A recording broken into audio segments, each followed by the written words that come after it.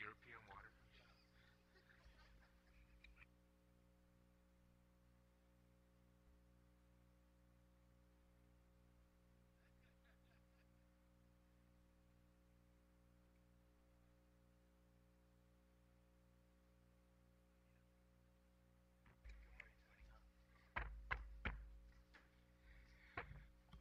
Buenas dan mananasidos para hamdos todos ay manggagi ganoos ang mali kung mag-i-airi sa for special menti imanggagi gwinipago na ogan iniman na fanayit. Ta continuata lo este huntian yung komiteyan sa lapi na bandan para ta continue umekungok ginagaw i-ahensya ganiri ramas i gobernamentong wahan siya. Pago na ogan manggagi gwini para ta ikungok justisya na ramas i ginagaw niya hafa nisisita tayo po so niya gani gimamayla na fiscal year. Thank you very much, ladies and gentlemen. Welcome to the continuation of the Committee on Appropriations 2014 budget hearings. We are here this morning to hear the request of one of the co-equal branches of our government, the Judiciary of Guam, to hear their requests for the resources needed in order for them to accomplish their work in the service of the people of Guam. This morning, I'd like to thank my colleagues who are here to join me. To my immediate right is Senator Frank Ogden Jr., Chairman of the Committee on Judiciary. We thank him especially for his presence here this morning. And to his right is Senator Tom Adab. To my left is Senator Christopher Duenas, and going straight down the table, we have Senator Brad McCready. And, of course, Senator Amy Yamashita continues to join us faithfully in these hearings. Thank you very much, ladies and gentlemen.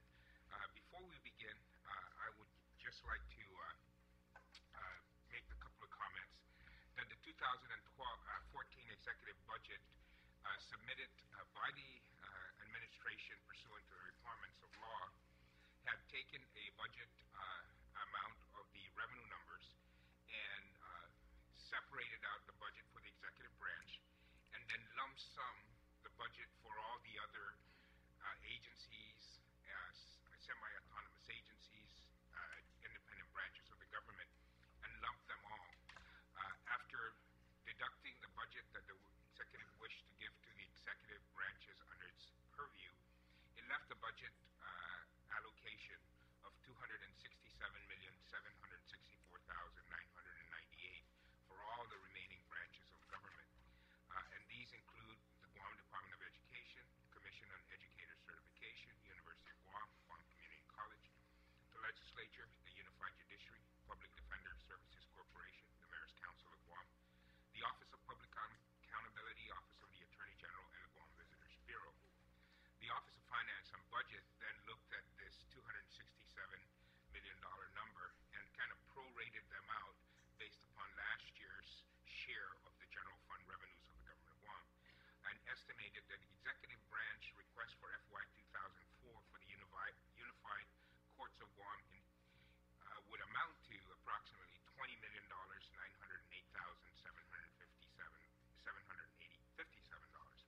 This amount is a 9.93 decrease or 2.480545 million from its current fiscal year 13 appropriation level as shown as passed in Public Law 31-233.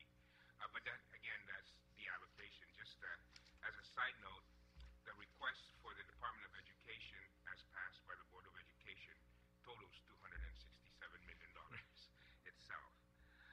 This legislature, of course, will fulfill its obligation in terms of trying to then allocate the resources made available to us in the best manner it sees fit in order to ensure that these departments and agencies and, most importantly, of course, our co-equal branches of government get the appropriate and level of funding needed in order for them to accomplish their work. And that's why we're here this morning, that despite the administration's request, the legislature, as you well know, has the authority to reallocate these numbers to see fit with regards to the resources that are available. And so with that setting, I would like to then turn over the microphone to the Chief Justice of Guam, F. Philip Carbolito, whom then may introduce his staff as he sees fit, and associates and colleagues that are here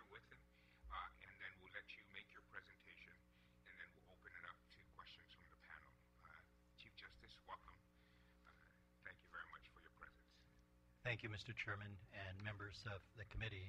For the record, my name is Philip Carbolito, and I am the Chief Justice of Guam.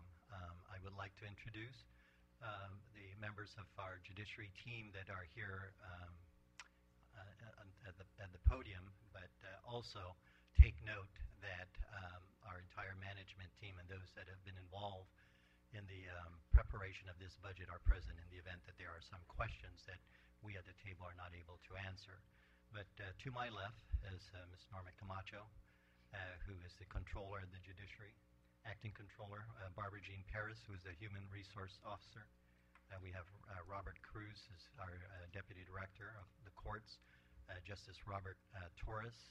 To my right is Perry Taitano, the Administrative Officer of the Court, Administrator Officer of the Courts, and Mr. Josh Tenorio, who's our Director of Policy, Planning, and Community Relations, and Mr. John Lizama, who's our Chief Probation Officer. Before I just make some general remarks and turn it over for the presentation, I would like to note and just comment very briefly on the remarks of the Chairman in opening up this public hearing. Fortunately for the judiciary and the entire government of Guam, it is this body that determines the policy of how the budget of the entire government of Guam is to be allocated. And it is the challenge of the judiciary to try and persuade this body that the numbers proposed are not feasible, not workable, and not in the best interest of the people of Guam. And so with that, I'd just like to then make some general statements just in terms of what we are going to present this morning. At the outset, I want to thank the committee chairman for allocating 2 hours for us to present our budget. We're going to try and do this as efficiently as possible within the time period, but please be mindful that it took us 2.5 months to arrive at the budget that you have before you.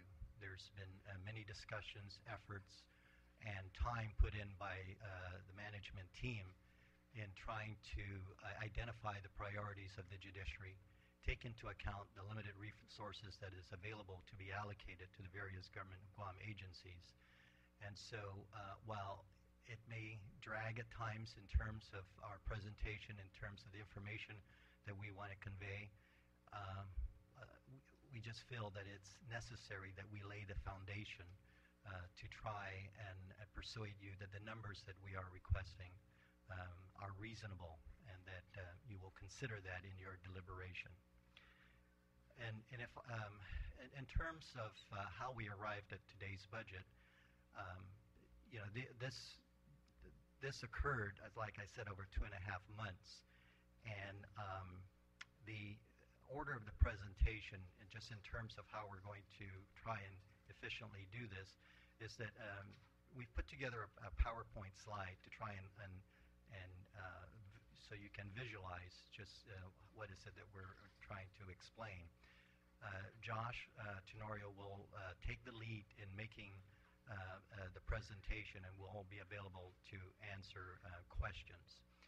But just from a 30,000-foot level overview, some of the points that I'd like for this committee to consider is that the budget figures of what we're asking of approximately $25 million is $1 million less than what we asked for last year. And I think that is a result of many factors. One, we're a little more efficient in how we do things. Number two, despite the announcement of a $30 million surplus, we continue to realize that there are limited resources and that there are many more important priorities than the judiciary, and we recognize that. But we feel that we are within the priorities of establishing law and order in this community, and we are a very important element of that consideration. Number two, the figure of $1.8 million, which is the increase of what we're asking for from the amount that was appropriated to us prior to the approximately $1 million reduction for the tax refund set aside, constitutes a 7.15% increase from last year's appropriation. And finally, the figure of approximately $25 million of what we're asking constitutes 4.4%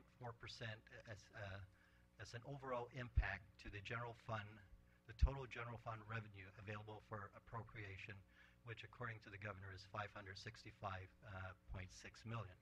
So if this, the chairman and his committee adopts those numbers, our impact as the third branch of government in terms of the revenue that's available for appropriation, I understand that's a conservative estimate, is 4.4%. That's less than the 4.65% of the impact that we had to the general fund last year. And so we are mindful of the environment that we operate. We continue to do our part to operate an efficient branch of government. We feel that we have been diligent, accountable, and we continue to make efforts in trying to improve the service that we provide to the government of Guam. So, Mr. Chairman, with that, I'd like to turn it over.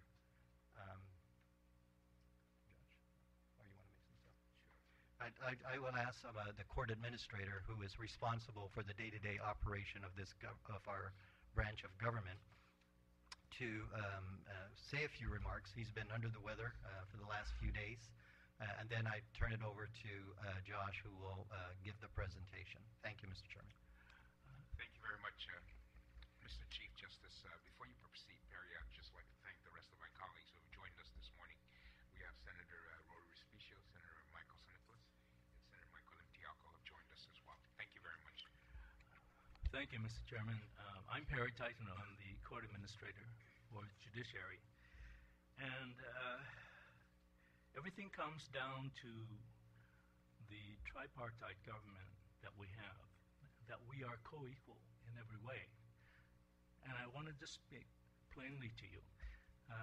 We haven't had that privilege of being co-equal because I manage the operations of the court, and we have tried very hard to ensure that that the court's mandate of ensuring that we uphold the rule of law is provided each and every day, and it's very difficult for us to do that. Just for your information, on initial hearings on arraignments, there are times when the number of felons that are brought before the court exceed by a great percentage the number of marshals that are available to ensure that there's a one-on-one ratio of a marshal with a felon. And lucky if we get 25% ratio of a marshal with a felon. It's hard for us to provide the services, notwithstanding the fact that we do, but under the circumstances that there is just not enough resources that has come to the court in the past several years.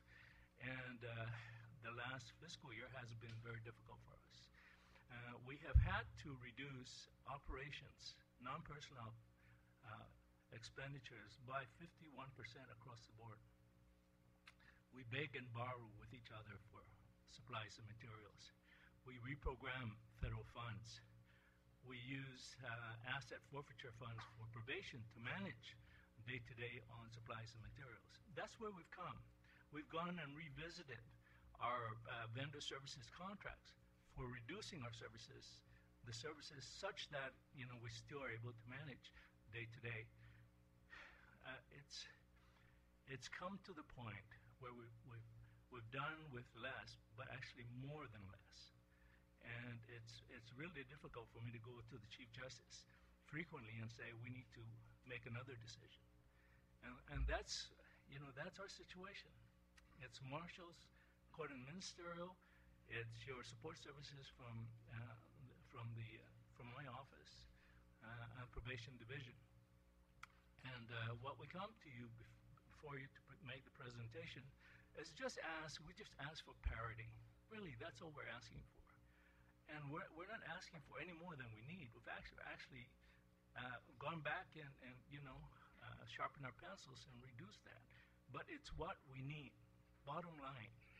And the importance of the judiciary, you well know that, the World Bank have reported that without the rule of law, there won't be economic success for any country. You need to have that. I read recently that that the U.S. Chamber of Commerce undertook a study, and of the 1,500 respondents, 2/3 indicated that the upholding of the rule of law is important, and decisions are made to locate there or not to locate in that particular country or state or local government. And so it's important that the court is adequately funded and sufficiently funded to carry out its services, and I thank you. All right, at this time, Josh will make our presentation. Good morning, Mr. Chairman and members of the committee. Thank you for allowing us to come before you to present the budget of the Judiciary of Guam. As you know, the vast majority of our operations are done here in Agana at the Guam Judicial Center, which is the home of the Superior Court and the Supreme Court and its divisions. Our vision, and we felt important to put this in, this is our vision statement from our strategic plan adopted last year and what we work on. The judiciary will provide the highest quality of justice services, thus enhancing public trust and confidence in Guam's independent and co-equal branch of government and becoming a model of judicial excellence. We take our jobs very seriously, and we understand also the support in recent years in making the judiciary whole, and we continue to work hard for the people. We pledge to resolve matters and provide court services in a timely and efficient manner, be user-friendly, understandable, accessible, and affordable to court users through the use of innovative resources and practices, some items that we've been talking about over the course of the year. Have sufficient resources to support operations, programs, and services, develop highly skilled and satisfied personnel, and be cost-effective, accountable, and fiscally responsible. This is a picture of the 2013 Judicial Officers of Guam. The Supreme Court justices are standing at the top and the Superior Court judges seated at the bottom, but most of you may not know some of the other judicial officers that are working on a day-to-day basis. From left to right, Judge Pro Tem Richard Benson, who was a confirmed Superior Court judge that left Guam in the 1980s and returned. Senior Judge Pro Tem Elizabeth Barrett Anderson, who has taken up some part-time duties helping the judiciary. Magistrate Judge Alberto Tolentino, who presides over the Northern Court and conducts all of the arraignments and magistrates. Administrative Hearings Officer Linda Ingalls, who presides over the child support matters and truancy. And part-time Small Claims Referee Benjamin Cisan. All of them, of course, are attorneys barred here in Guam, and were designated and appointed pursuant to Guam statute. We do believe that the judiciary is vital to prioritizing public safety. We believe we're vital to maintaining law and order. We believe that we need to focus on protecting individuals, children, and families, and that we're a critical part of Guam's public safety infrastructure, as evidenced through our partnerships with the Guam Police Department, Department of Youth Affairs, and Department of Corrections. And of course, we're responsible for supervising a large number, thousands of criminal offenders in our community, and we'll get those numbers a little later. We do know that justice is evolving. I know many of the senators are pleased with this kind of direction, especially the senators that have served in human services or at youth affairs. Courts are the traditional area to settle disputes and adjudicate criminality, but now courts throughout the country are giving people the opportunity and the skills to change their lives and to get them out of the justice system, especially juveniles. That's something that we pride and are focus in. Of course, the policies of the court are vested with the Judicial Council of Guam, pursuant to Guam law.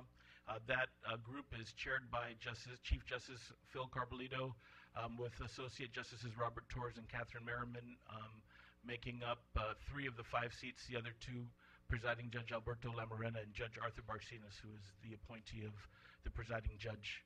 So this group is a 5-member panel meets monthly. It acts as a civil service commission for the unified judiciary, adopts all policies for court administration and the budget. Of course, our Supreme Court is led by Chief Justice Carbolito and the two associate justices, Justice Torres and Justice Merriman. The core responsibilities of the Supreme Court are appellate jurisdiction of all appeals arising from the Superior Court, supervisory jurisdiction over the Superior Court. Any justiciable controversy or proceeding will get into the before the Supreme Court of Guam. They promulgate rules for judicial administration and, of course, govern the admission of attorneys and judicial ethics. They are the court of last resort on Guam. Many of the newer senators might not remember that at a certain time, about more than 10 years ago, decisions were appealable to the at one point the District Court of Guam and then the Ninth Circuit, and now court cases in Guam are only appealable to the Supreme Court of the United States. It's a measurement of the maturity that we've attained. Cases are all assigned to a panel of 3 justices, and if there is a recusal or disqualification, Justice Pro Tem is appointed to fill that seat, so there will always be 3. The Supreme Court has also adopted time standards, 90 days for writ applications, 170 days from the time a case is filed till it's argued orally, and then 6 months, no later than 6 months for opinions to be issued. There are 5 offices and divisions that fall under the Supreme Court, and those Justice Chambers and Legal Writing, which is a lot of the dominant work of the Supreme Court. We have the Appellate Clerks and Ministerial Division that also governs the Board of Law Examiners. The offices of the Ethics Prosecutor, the Public Guardian, and the Compiler of Laws are all offices within the Supreme Court. Taking the first of them, Justice Chambers and Legal Writing, our request for this division is $1.2 million. There are 12 full-time employees in this division, including the 3 justices, their chamber clerks, research attorneys, and a judicial intern. There are 2 unfunded vacancies that we've not requested funding for that remain in our staffing pattern. One of the moves that we've made with the unification of the court is consolidating security services under the Marshals Division, and so you see some of that position left vacant. You'll also see that most of this appropriation is in personnel. And some fiscal considerations too. This personnel budget is about $40,000 less than the amount allocated last year, and that's because of this move to consolidate security services. And then also we've reduced operating expenses by nearly $40,000. In this division, I do have to confess that this consolidation of Westlaw accounts, it had to be consolidated to another division, so that portion may reappear, so it's not a overall reduction, but at least if you're taking specifically a look into this one. And then, of course, I'll talk a little later about the consolidation of our telephone contract, which has given us significant savings. For the Appellate Clerks and Ministerial Division, this division head is Attorney Hannah Gutierrez Arroyo, who's a Supreme Court Clerk of Court, and there are 3 employees in that division, including herself. The total request is about $345,000, which is about a rollover from last fiscal year. There is a deputy clerk, too, that remains on the books that is not funded, nor have we requested funding. We're attempting to do without that position for now. It's just a nominal change, like I mentioned. And then the Westlaw subscription did move in here because this is the appropriate place for that. And again, I'll talk about the telephones in a subsequent slide. The Office of the Ethics Prosecutor is responsible for the investigation and prosecution of attorney and judicial officer misconduct. We had a little roundtable with media partners a couple months ago examining and talking about the process in the event of judicial officer misconduct and the kind of committee that is set up to govern those kinds of things. At what point do things become a public matter for review? But this is the office that does that, along with an assignment to maintain and report case H time standards. That's a subject that several senators in the past have examined closely, and something that the judiciary continues to work on itself, self-policing, trying to, in this responsibility on a quarterly basis, all cases that are over the time standard for Superior Court cases, which I'll describe, and motions and non-motions over standards are published in a list and in terms of the motions by case name and published along with the judge's name. And that's one of the efforts to try and make sure that there are no cases that are falling in the cracks, but also it's a way of self-policing amongst the judges, hopefully taking a look at each other's time standards report and making sure that they have acceptable percentages. For the Office of the Ethics Prosecutor, our request is about $230,000. There are 3 full-time employees here, including the Ethics Prosecutor, with the vast majority of the budget in personnel, hardly any really for operations. The next office is the Public Guardian. I know many of you have taken interest in this office, dealing with approximately 83 wards that are comprised of individuals that do not have anybody on the island to care for them. And wards are assigned by the courts. The Public Guardian has guardianship over these individuals and their property. She attends court hearings, participates in the treatment responsibilities, and actually does lots of human services in this area. This is Sister Emelita. I put this picture in there to let you know that we oftentimes get referrals from St. Dominic's and the Guam Memorial Hospital for, unfortunately, for people that whose families no longer wish to care for them. So we're integrated in this human services sector to try and care for people. We had 81 as of December. We're up to 83. The number fluctuates. Unfortunately, the Public Guardian also is a funeral director, and so she does preside over all sorts of things that you'd be surprised of, including shopping and sometimes getting home ownership for disabled veterans like Mr. Camacho here. There are now 6 full-time employees of the Public Guardian. This is one of the areas where we did increase, and we added a judicial social worker to help deal with this. We also, recognizing that the Public Guardian also is responsible through the court of administering people's property and accounts and providing the ward stipends, we have permanently assigned a court fiscal officer to the office to make sure that we'd have no delays in the kind of servicing that is required for dealing with 83 individuals on a 24-hour basis. I do want to say that it's a 24-hour office, and you'll likely see Attorney Santos out there at Payless sometimes. You might run into her taking wards to shop. It's as basic as that, to making sure that wards are protected from sometimes family members that are profiteering off of their accounts. So it's a wide range of responsibilities. The last of the Supreme Court offices is the Compiler of Laws. The compiler also is the executive director of the Guam Law Library, which is the building that she is located on the Guam Judicial Center property. As you know from your legislative work, she's been updating very excellently, I think, the Guam laws, the administrative rules, the executive orders. She assists in the preparation and publication of the opinions of the Supreme Court, and of course, she's managing the online resource that many of you are using to access the Guam Code Annotated and the GuamCourts.org website. And it's something that in the future, just one thing that we haven't done yet that we want to do is we want to be able to offer periodic support for your staffs. I know you have turnover here also, so things about the organization of the code and proper places to put certain things, we're definitely open to partnering with you and to provide more resources to the legislature. There are 4 full-time employees, including the compiler of laws. There, and the budget request is $327,610.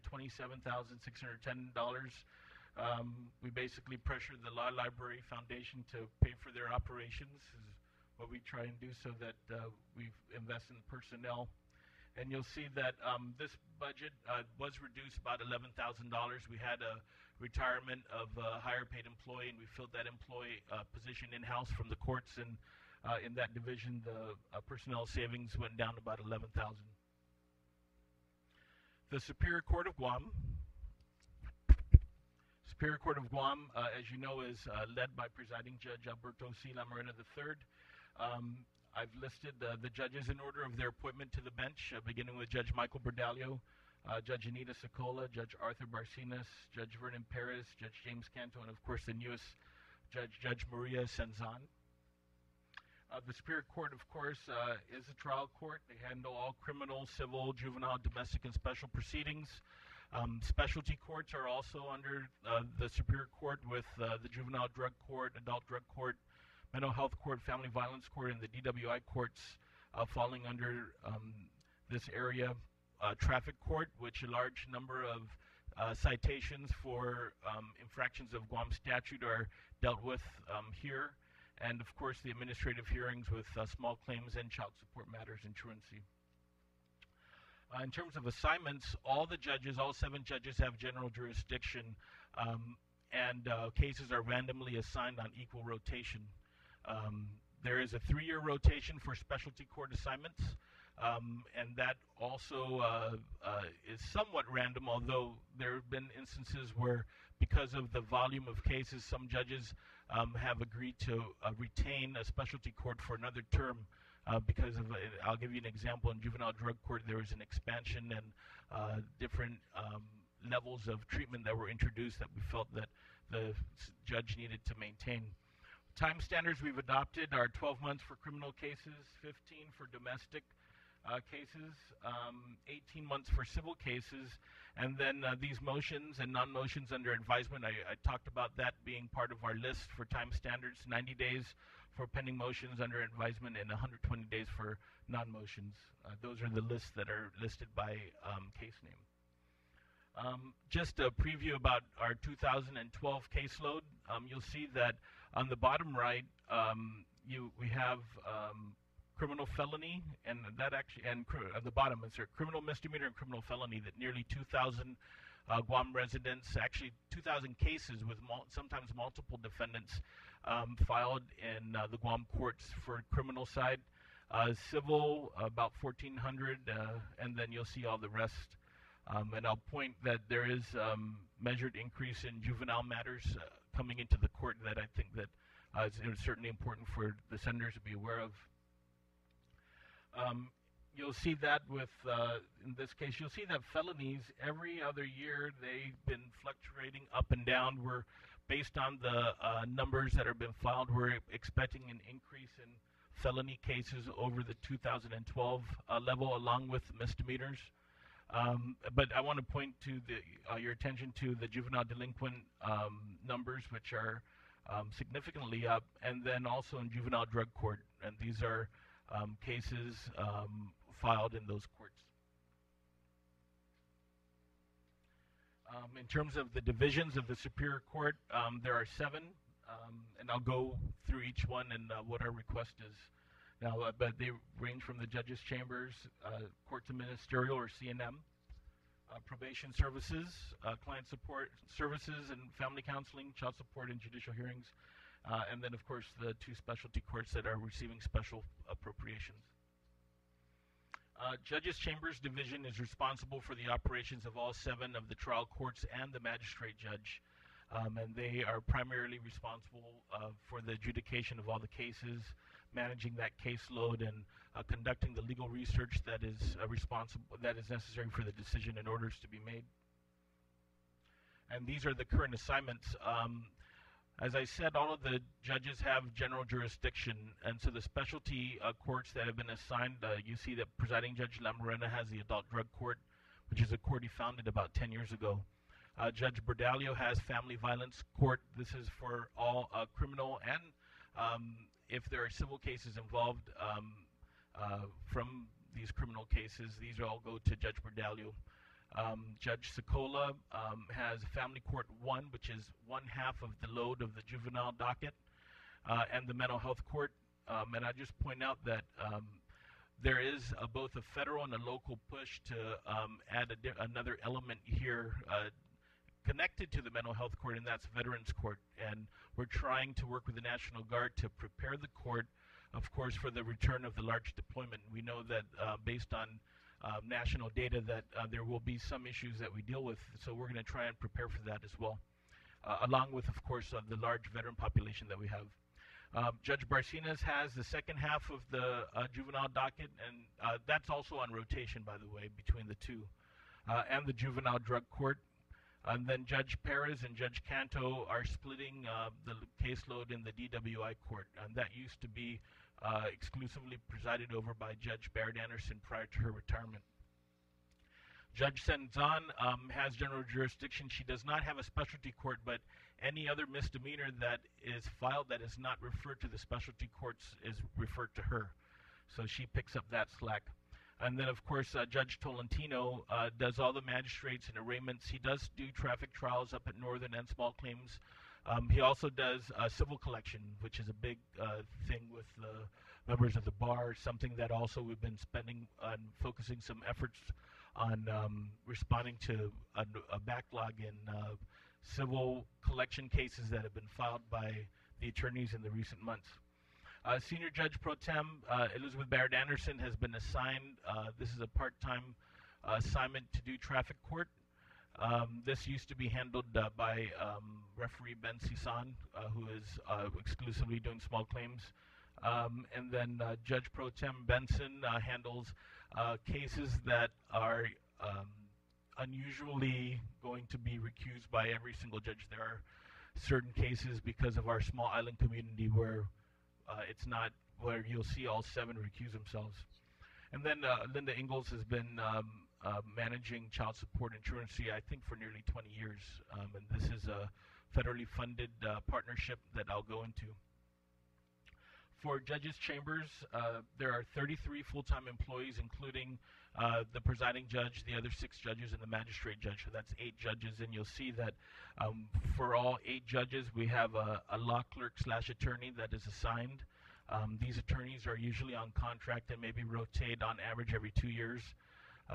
In some cases, trying to identify local talent that want to return to entry into Guam.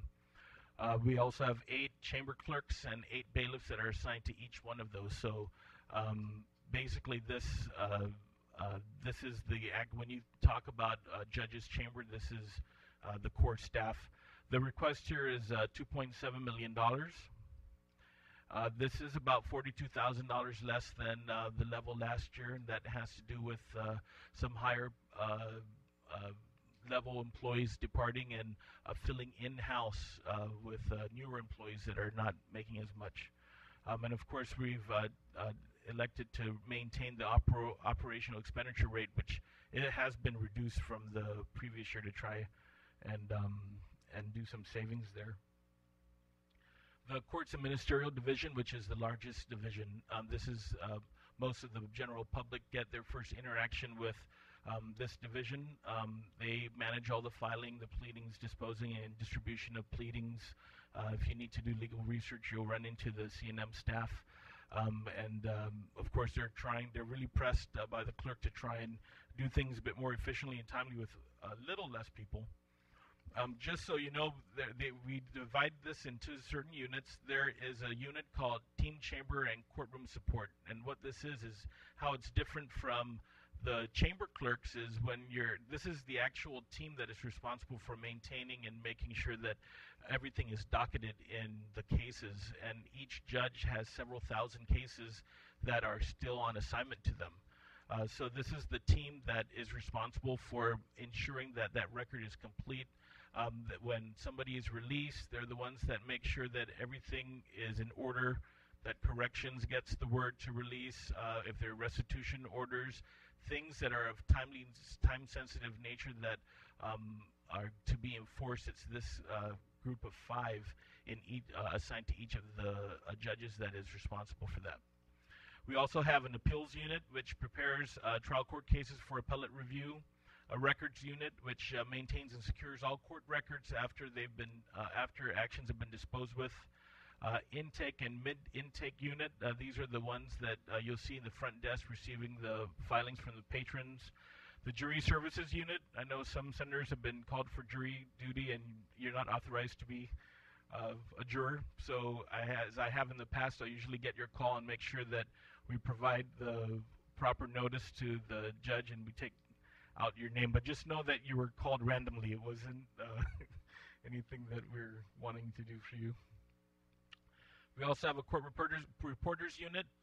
We've had a reduction in staff in this area because we've digitized some things, and the Chief Justice is making an attempt to bridge the gap in reporters and try and see whether or not this can be done with a blend of outside work.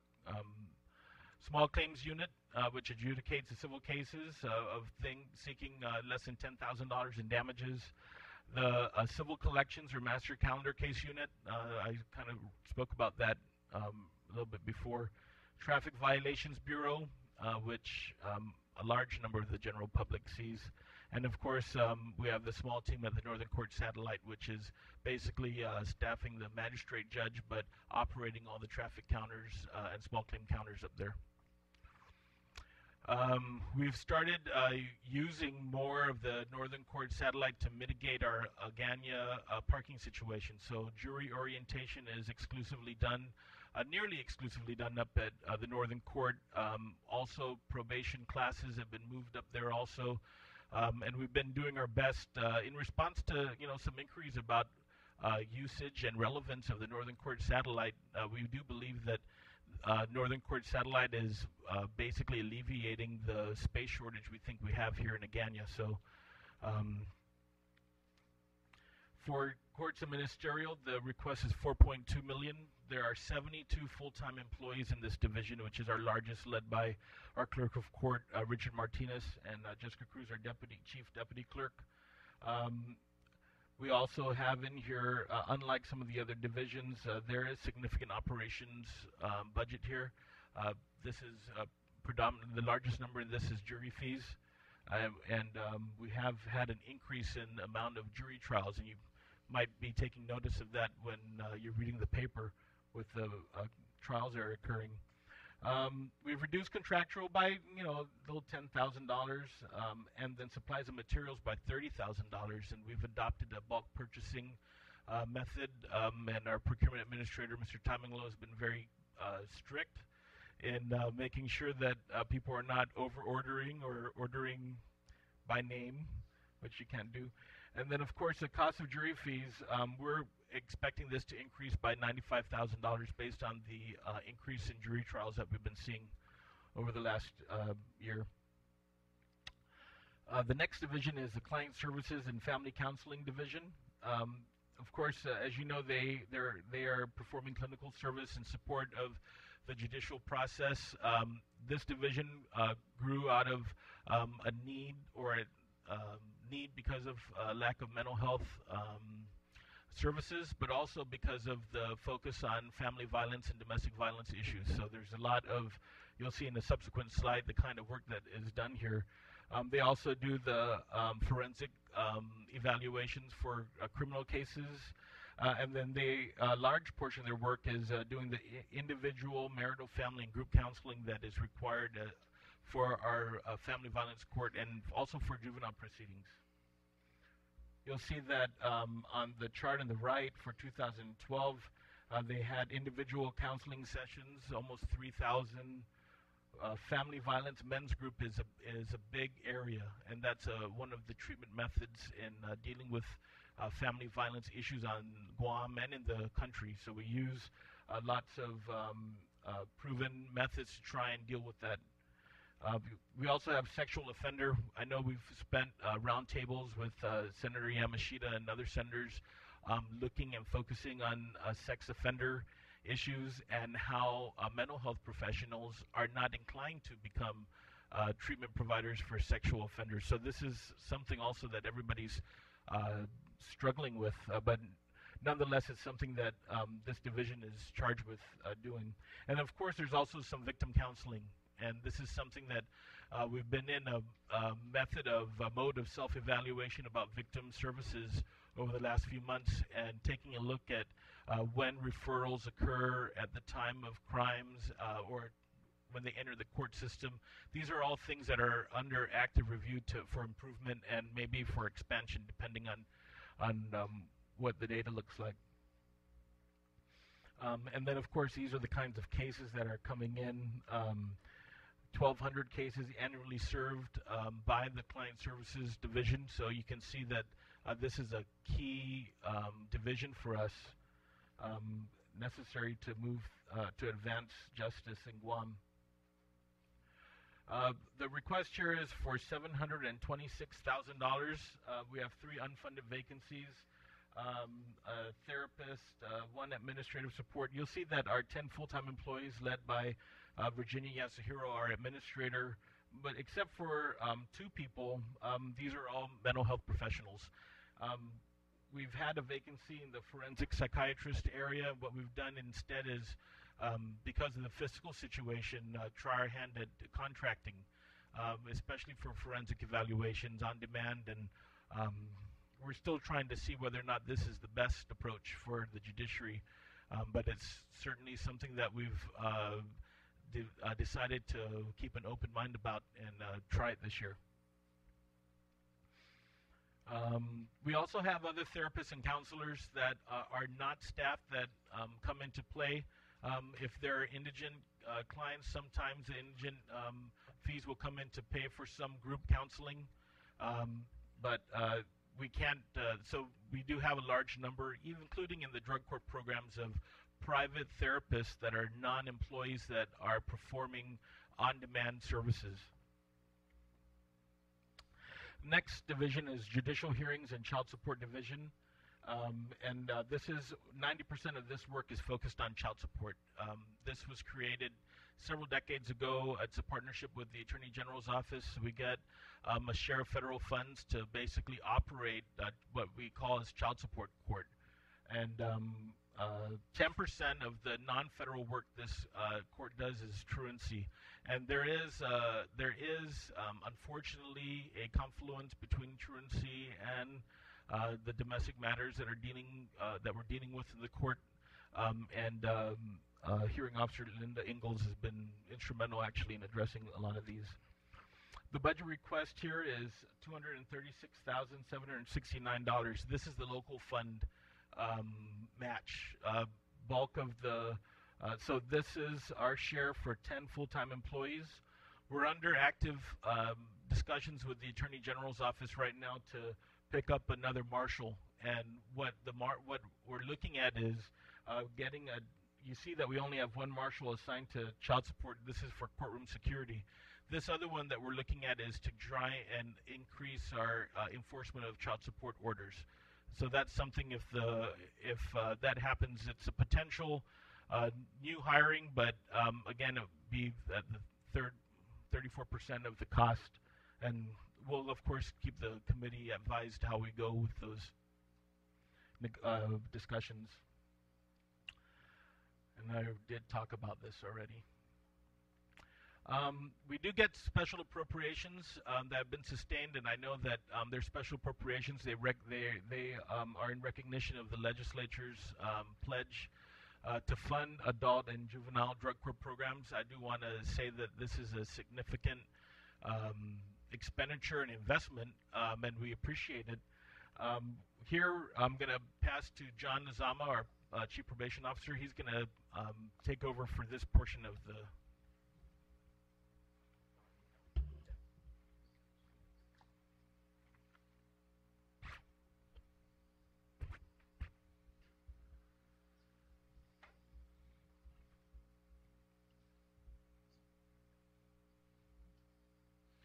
Good morning, Mr. Chairman and members of the committee. Again, I am John Nazama, the Chief Probation Officer. We're going to go over our adult and juvenile drug court, our specialty courts. The responsibilities are clear, and we've done this over the last 10 years with the implementation of the courts, is to integrate substance abuse treatment, sanctions, and incentives. Sanctions and incentives seems to be a very positive part of our juvenile drug court and our adult drug court program. We reward our clients for positive behavior, and there are sanctions for negative behavior, such as testing positive for drugs or alcohol. We want to make sure that we place nonviolent drug-involved defendants in this program. This helps with the success of the program. We focus on recovering and reintegration of clients into the community. Once they complete the juvenile drug court program or the adult drug court program, it is recommended that their case be dismissed and expunged. By having a dismissal and expungement, that affords them the opportunity to go get employment. Most employers right now will not hire if you have a criminal offense. By going through this program, this rehabilitative program, assists that family member in getting that job. And what that does is it impacts the overall family. If the client is male, he's the father, he's able to get a job, he's able to provide for his family. He no longer has to apply for public assistance. He no longer has to seek shelter or food at Kamaling Karadat for himself and his family. So we like to look at it as a positive and a good way to assist our clients.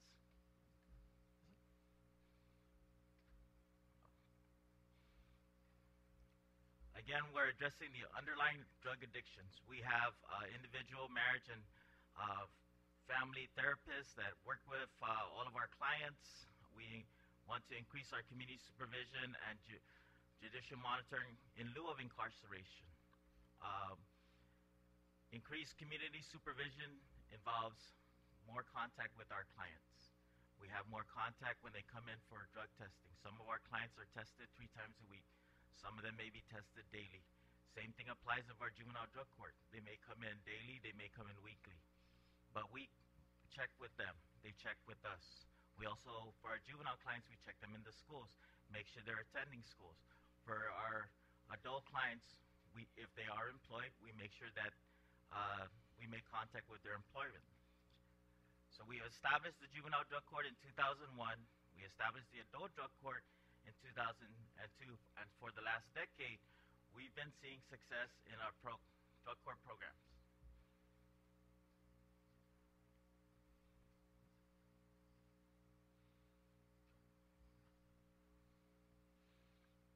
Drug testing is a big part of our deterrence for our clients.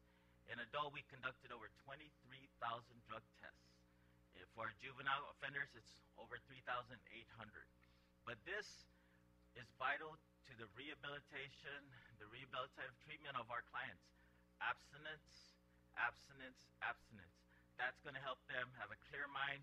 It's going to help them understand all the programs, the treatment programs that they go through. It helps them appreciate those programs. And that's why we do a large number of drug tests.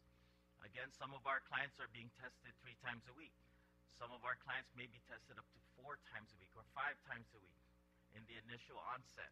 And what we do is we continue to monitor their drug testing, and if they continue to report negative tests, then we decrease that. We put them in programs. We rehabilitate them. Our juvenile drug court in 2011 received 142 clients. In 2012, that number shot up to 193. What we're seeing is a growing trend, an increase in our juvenile drug court participants. That's going to occur in 2013.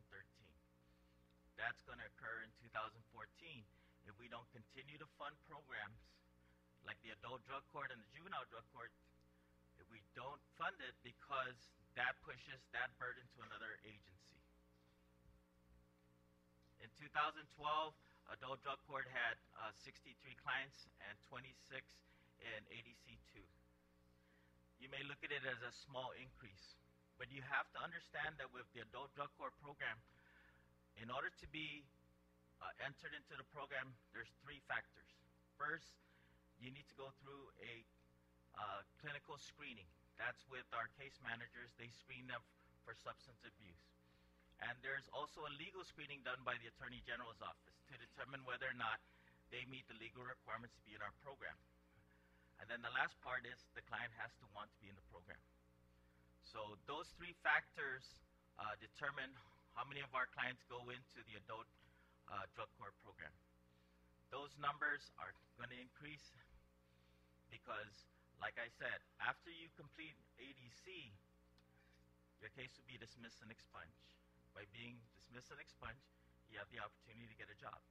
And I think that's what we want, is for everybody to be working, everybody to be a productive member of our community, of our island. So what we did was we did an analysis of what it would cost. For juvenile drug courts, it's going to cost us $27 a day. Whereas detention at the Department of Youth Affairs, the figures were quoted by the director at $102 a day. We maintain those numbers. We maintain juvenile drug court. We can save the Department of Youth Affairs $2.1 million by not having the juvenile delinquents in DYA. And we know that DYA is overcrowded. Mr. Mendiola has talked to my staff. He's also talked to the judges about the fact that they are overcrowded in DYA.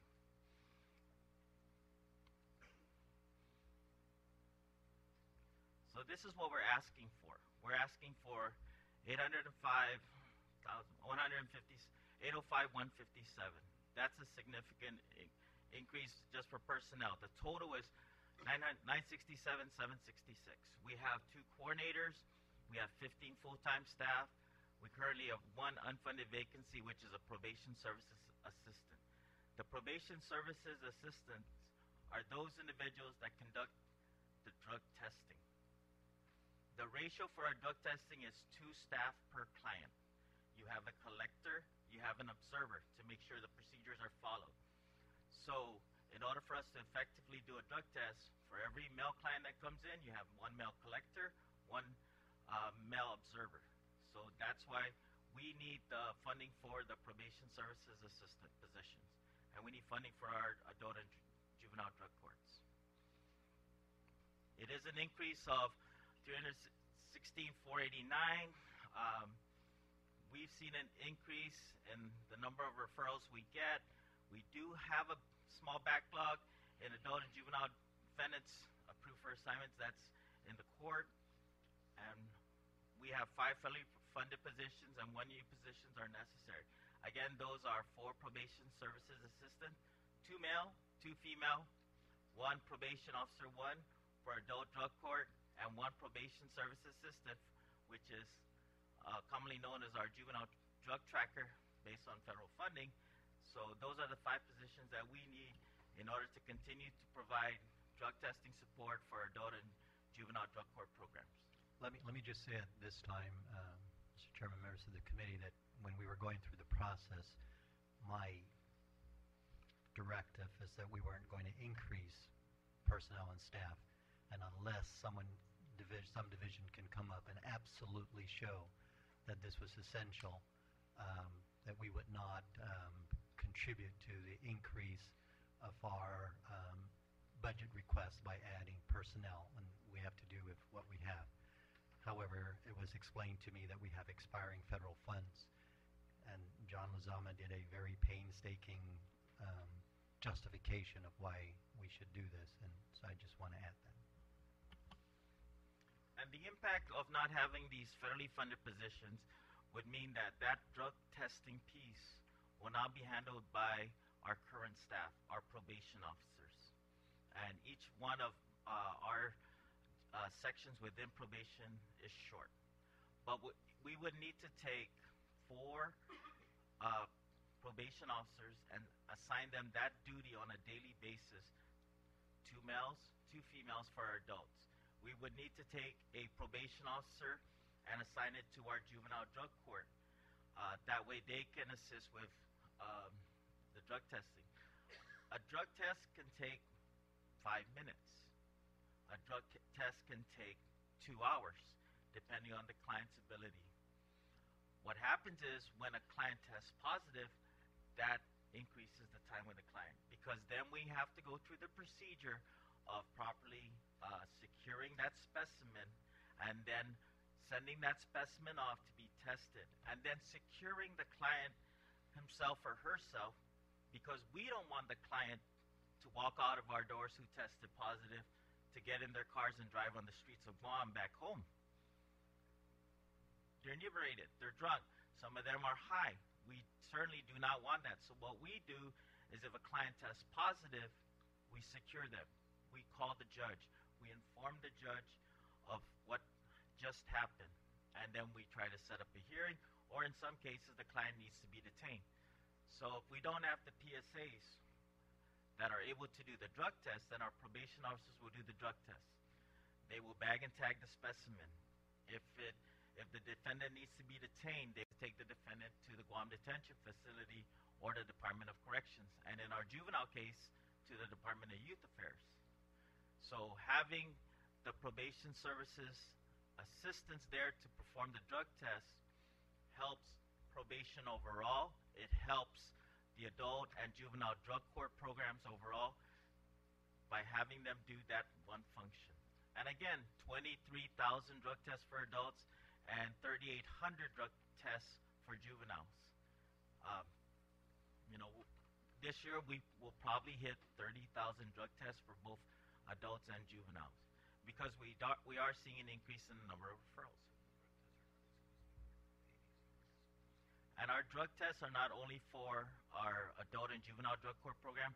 We still do drug tests for some of our pretrial cases, some of our adult cases. In DWI court, our PSAs actually we do the breathalyzer test for our clients, test for alcohol. So the PSAs not only do the drug test, but they do the breath test for all of our other courts, the DWI court. Some of our family violence cases are ordered to undergo drug and alcohol testing. And so those are different things that the PSAs do. It's not strictly just for adult and juvenile drug court, but for probation overall. Our next court is the mental health court. I'd like to thank you for the funding that was provided last year for this fiscal year for our mental health court coordinator and our mental health court case manager. We've done our due diligence. We do have a permanent mental health court coordinator and a permanent mental health court case manager.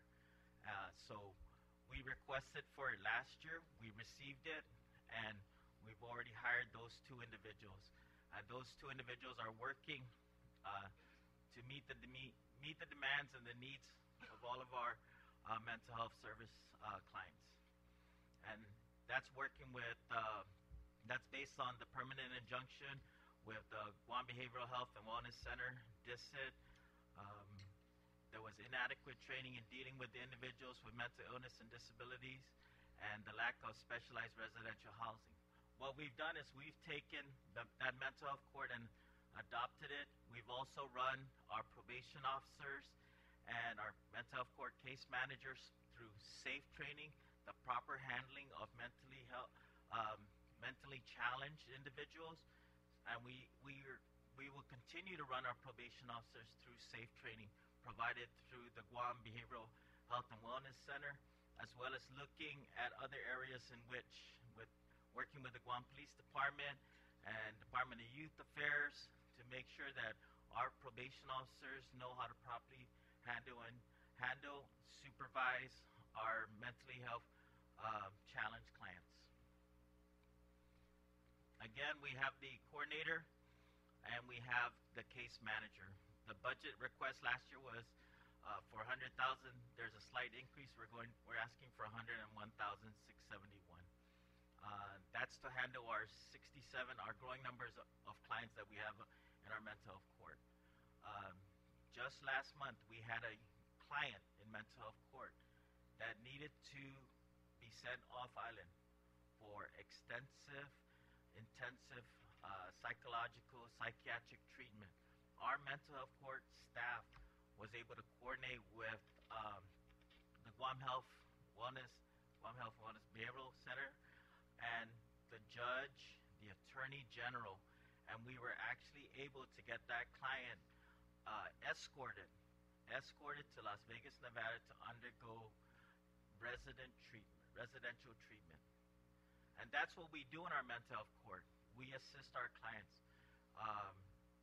with every aspect. If it's just checking on the client to making sure they're okay, finding out whether or not they've had something to eat, And in some cases, like last year, we've had to relocate some of our clients in this program. Relocate from one home to another.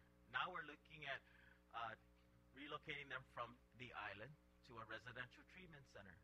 So we cover the full gamut of the support for our mental health clients. And now I'm going to go into Probation Services Division. We're in charge or responsible for the enforcement and the monitoring of court orders for over 7,800 clients. We track and enforce payments of fines, fees. We administer the sex offender registry, and we support the specialty courts. One of our biggest things, again, is our community service and our education piece. We provide educational classes for all of our clients for both juvenile and adult offenders. This is the breakdown. In pretrial alone, we have nearly 3,000 clients, cases. In adult probation, we have over 3,000. In juvenile probation, they went from 600 to 725 cases in 1 year. In juvenile drug court, they went from 140 to 193, and they're growing. Our sex offender registry has increased. Last year, we reported only about 690. Now we're up to 771. And we're seeing an increase in our adult drug unit. Before we only had 300, now we're up to 414. These are the different units or sections. We have our pretrial services office, our adult probation office, juvenile, alternative sentencing, sex offender registry, and the school resource officer program, which falls under myself and my deputy. We provide the school resource officers to the 5 high schools within the Guam Department of Education. We also have the adult drug unit, our intake and drug testing section. That's where our PSAs will be assigned to. That's where they'll do the drug tests, the alcohol tests, our juvenile drug court, of course, adult drug court, and our mental health court, which I went over previously. Let me just touch on our adult drug unit. We have the adult drug court, and those are the clients that volunteer for this program. They go through a clinical assessment. They go through a legal assessment. We do have clients that don't wish to enter that program, and those go into what I consider the traditional drug court. Those are the practices that we've been using for the last 49 years in probation. Traditional supervision, traditional monitoring, whereas in the adult drug court, you have the sanctions and incentives that I talked about earlier. In the traditional court, we don't have that. But what we're finding is that with the traditional court, that's where a bulk of our problem is, because those are our second and in some cases our third offenders. They're not able to meet the qualifications for adult drug court, but we still have to monitor and supervise them. Our statistics, again, over 7,000 clients. The average caseload is above 235.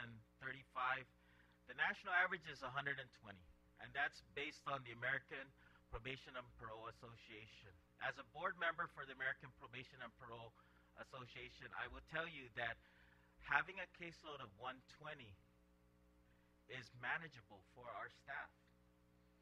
But aside from being a board member in APPA, my staff or our staff here in the Judiciary are averaging over 235. So it's a struggle. If you take the 235 and we look at adult and juvenile drug court, and we're not able to fund those 5 positions, that means 5 to 6 probation officers are going to have to perform that duty, which means we may have to pull those 5 to 6 officers' caseloads and assign it to the remaining staff. We're looking at 1,200 cases or 1,400 cases that I'm going to have to divide amongst the remaining 6 people. So everybody will get an increase of 175 to 200 cases. So our caseload, if we don't fund the PSAs, will go from 235 to 400 per client, per officer rather. There's no way our staff will be able to perform quality supervision, quality monitoring of all of our clients if their caseload went to 400. again, we did over 26,000 tests. What you see is a figure of 111, 128. That's the amount of contact that we've had with our clients. That's face-to-face contact, either coming into our office, seeing them in court, out in the community, checking them at homes, checking them at their employment, checking them at school. That's what we do. We want to make sure that we meet with our clients, we document that. We interviewed over 1,680 arrestees for magistrate hearings. And some of those were magistrated, some of the individuals were not. But we had to go to the Guam Detention Facility or the Department of Corrections Female Unit and interview them there. The one thing that we're starting to monitor now is the number of warrants of arrest that we execute. These are warrants that the probation officers actually go out and they pick up a client, they take them over to the Department of Youth Affairs because there's an order for search, apprehension, and detention, or it's an actual warrant of arrest that we have to take them to the Guam Detention Facility. What we're seeing is an increase in the number of warrants that we have. We also have clients that come into our office, and although there's a warrant, that number is actually tracked by the Marshal of the Court and the Marshal's Division. So they track those warrants. But we average 1 or 2 warrants, walk-in warrants, a day in our office. That's aside from the 150 that we're identifying here as what we picked up on our own. The Alternative Sentencing Office is a vital part. They provide our education. They teach the court crime prevention, the anger and stress management, the alcohol education program. We do that in Chukis and we do that in English. And what we're finding is that by doing it in Chukis and making that class available in that language, we're able to meet the demands of our clients. They also teach the petty theft diversion program and the domestic abuse program. So these are different classes that our ASO office instructs, and I've already instructed our staff to look at the possibility of taking the remaining classes that are not in Chukis and seeing what our clientele would be and identifying whether or not we need to teach those classes in another language, either Chukis, Tagalog, Korean, Japanese, Chinese. Because we have to consider that with the number of people on Guam, that we can't just say we can only teach it in English or we can only teach it in Chukis. We have to explore those other languages as well. Our community service, we received over 1,300 clients. We have 841 clients that completed their community service. Most average anywhere from 150 to 198 hours. You take the 841, you multiply that by, on average, 175 hours, and then you multiply that by 7.25. That'll give us roughly about $1 million in savings. And the $1 million in savings is savings to the Mayor's Council, the different mayor's offices throughout the island. It's savings to nonprofit organizations that request for assistance. We also get assistance requests for community service from the Guam Police Department and other government of Guam agencies.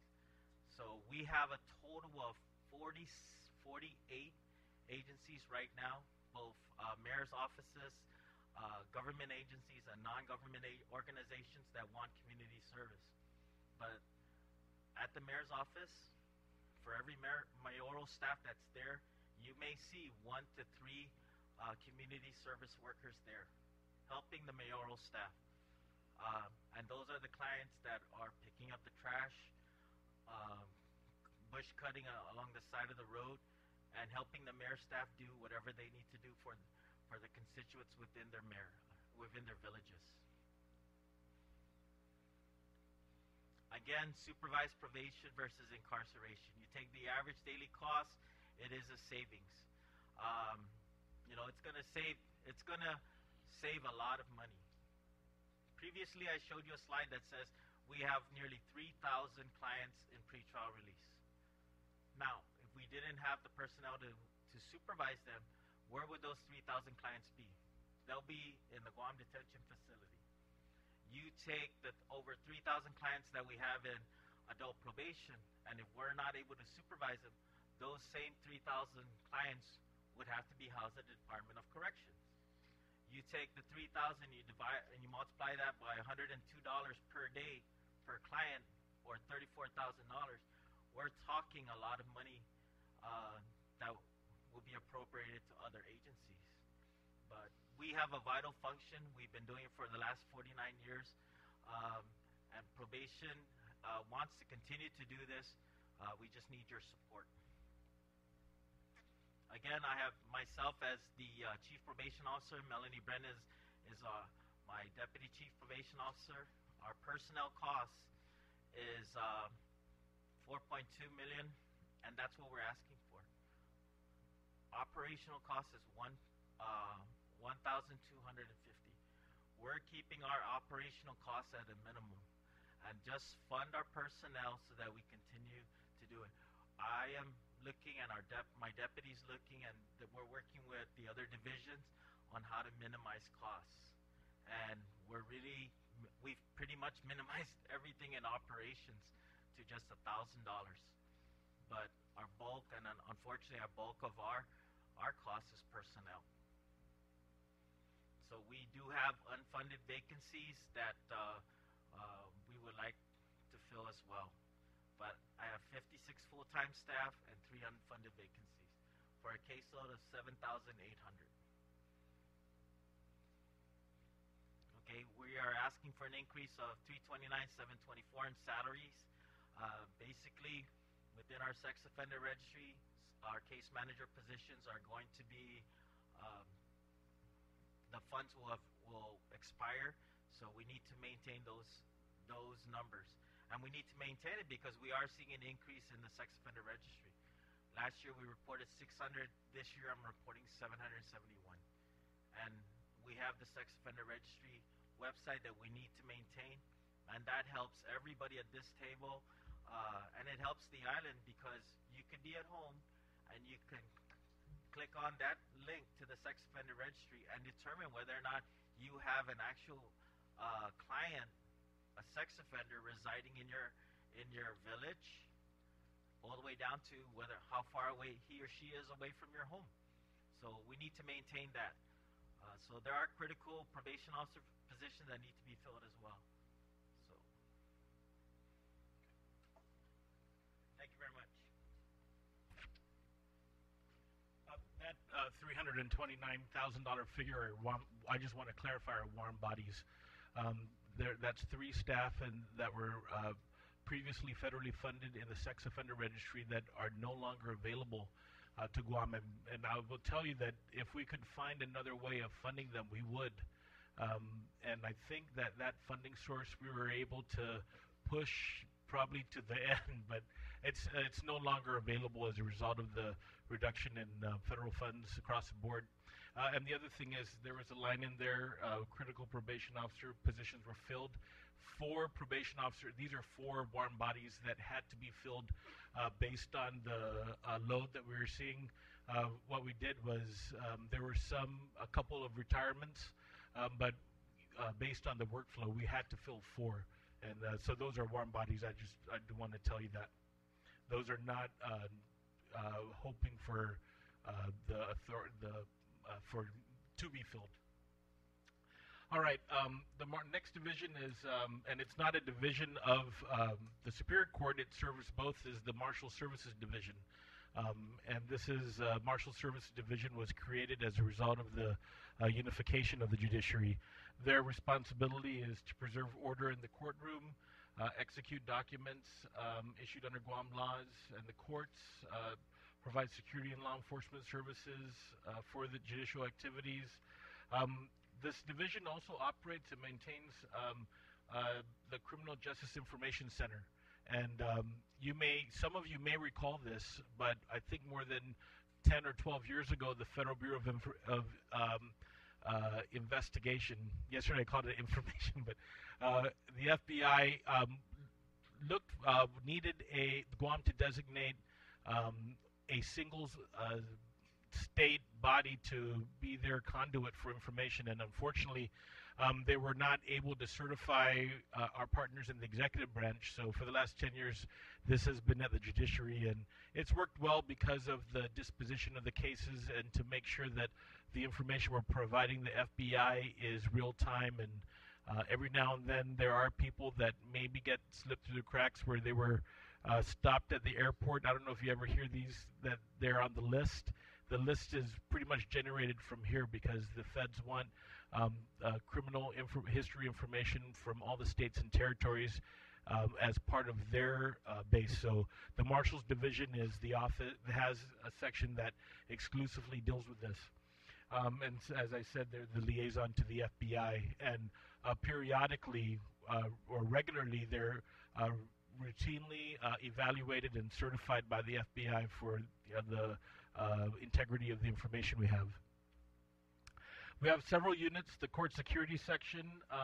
This is a section that handles the movement of all the detainees through the courthouse and security inside courtrooms. When court is in session, there is at least a minimum of one marshal that is in the court for the protection of the public and the attorneys and the court staff. And then that number moves when we have a flow of detainees coming in for court hearings. And so the security section manages that flow and uses technology also to do that. We have a civil and small claims section that goes out to serve judgments, notices. We've reduced dramatically the number of documents that need to be filed or need to be served. We can serve boxes, but these remaining section personnel are having many times to do with documents that cannot be served to the boxes. It has to be done by court order to the defendant or the plaintiff. We have a traffic section. You may know them because they have a media partnership where they have the traffic warrants that come up in the media, and that's one of the tools they use to cover their manpower shortage to try and serve traffic warrants. Training and development section is a very small section of one person that tries to make sure that all of the marshals are up to date with the required training. I do have to say that we do have a very good training regimen, and partly because of a partnership we have with GPD to do some bulk training with them, but mostly from federal funds. We have the Northern Court Satellite Unit. They provide court security for the satellite, including the courtroom. Criminal Services Section. This is the apprehension of the individual's serious warrants, criminal warrants. They're out on the road. The NCIC unit, which I described at the beginning of the Marshal's presentation, and then a small administration unit where the chief and the deputy chief have about 2 support staff that do all the payroll and do all the administrative things to manage their staff of 59. There are 59 full-time employees led by the Marshal of the Court, Ed Tovis, and the request here is for $4.3 million. Bulk of it is in personnel. There are 7 unfunded vacancies here at the Marshals, and I'll just tell you that less the administrative positions, there are about 54 uniformed personnel. The number of marshals we had in 1993 was 53, so it's been basically the same number, and so that's why you see 6 unfunded vacancies of positions that used to have bodies at one point in time prior to that. But this is about $189,000 more than the current level, but includes hazardous pay of $141,000. This is the bulk of the hazardous pay expenditure in the courts, and I think, as you know from your review of the law enforcement agencies in the executive branch, this is much lower than hazardous pay expenditures over there. We have a strict policy that has been established by the Judicial Council and the managers use to limit or narrowly focus on what would be authorized. Night differential pay, $5,000, and then of course a uniform allowance, and then request for about over $5,000 for some much needed equipment for the marshals doing court security. I do want to say that there is an integration project that the federal government has funded to the tune maybe in excess of $1.5 million through that Department of Justice has given to the government of Guam. This is for verifiable criminal history information. This is so that each of the Department of Corrections, the Attorney General's Office, the Guam Police Department, and the Superior Court will have access to real-time access to verified criminal history information, consistent information. And so basically each of the four entities have signed an MOU sharing, doing a cost share for the system maintenance charge of $160,000. So this is a $40,000 share that the Judiciary of Guam will pay. The other three agencies will have to pay this also from their budget. But we've received and we got federal funds to basically go and do uniform data fields and to cleanse the data. And one of the goals, for example, is to have firearms registration available to all of the law enforcement agencies rather than on an index card at GPD that is not accessible by people, so that they can use it as for law enforcement purposes. Let me add at this time, Mr. Chairman, if I may, that Justice Torres has been the one that's been primarily taking the lead in this area. And I just want to emphasize that there is an MOU that Justice Torres initiated that for the software maintenance that we are going to cost share because of the loss of federal funds that traditionally has been covering this. And so each of the leaders of the respective groups that have been identified, including the Judiciary, has agreed that out of their current year appropriation, that 40,000 of that would be earmarked for this ongoing software maintenance as a result of the loss of federal funds that now is required. And I just take a minute to emphasize this because again, the Judiciary does not want to be left holding the bag, that if this amount is not budgeted to the respective agencies that have agreed that this is going to be a cost that can be allocated from their budget. My request to the chair of this committee is that this be separately appropriated, just like when we appropriate for Erica's house. You know, it's a pass-through. You appropriate $100,000 to the Judiciary for Erica's house from earmarked funds.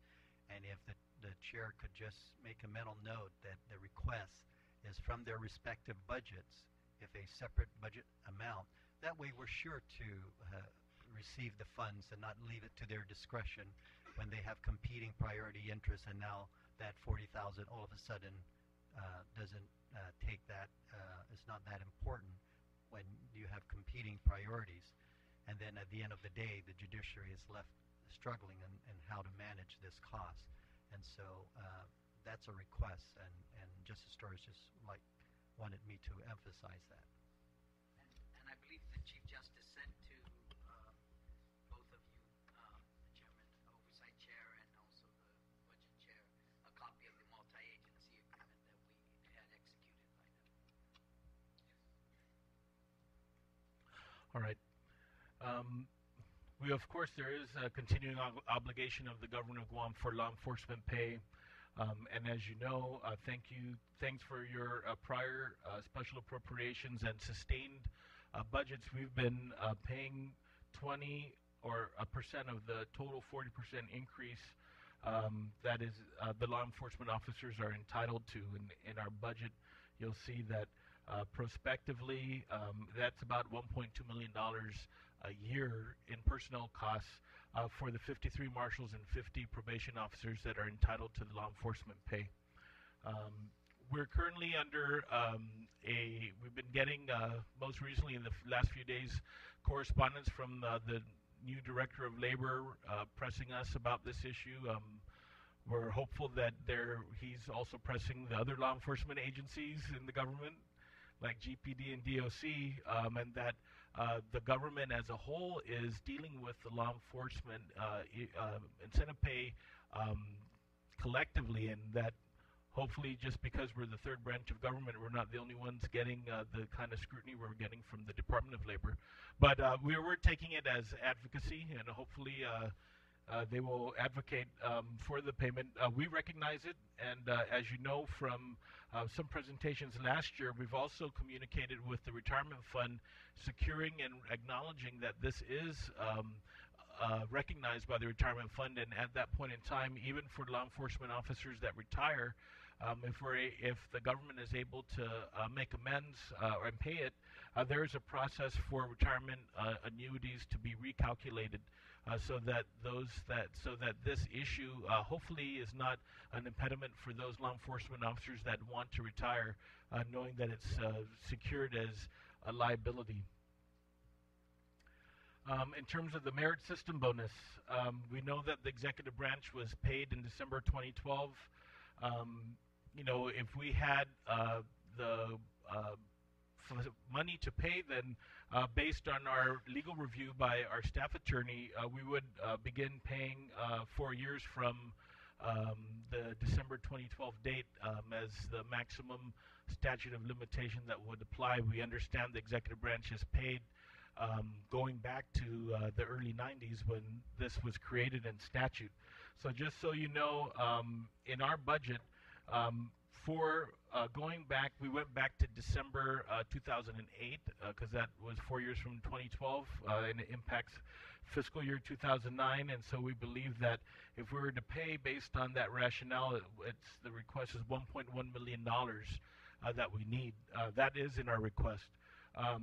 For your information, and this is not part of our request, going back to 1991, the fiscal year 91, which is when the merit bonus pay came on the books, that amount would be $4.5 million more. In our budget, and I'll show you in the last slides, prospectively, merit bonus pay we have requested, included that in our request for personnel, and we strongly believe that our judiciary classified employees should be paid on parity. Just a caveat on merit bonus, through one of our strategic plan committees, we have a committee focused on personnel, and we have a committee that has been evaluating merit system pay or merit bonus pay, and it is possible in the next few months, as soon as we get their review, that we would suggest that that perhaps a change in law is necessary for the judiciary to have a merit system pay, merit bonus pay that is more in line with job measurement, and something that I don't want to say that the current system is not the best. Maybe it is, but we're reviewing it because we firmly believe if employees are excellent and superior, then there should be an evaluation criteria that can adequately document it, and then definitely move forward towards paying something like that, rather than a blanket. I don't know if you've seen the personal evaluation forms that the government is using system-wide. I don't think that our committee believes that is a true, the best way of doing it. But we will provide you with our recommendations also, and that may be something that the legislature may want to consider government-wide or getting input from the executive branch. The last area is administrative services, again, servicing both courts, the Judiciary of Guam. There are 6 offices in this area: the administrator of the court, Financial Management Division, HR, MIS, Court Programs, and Procurement and Facilities.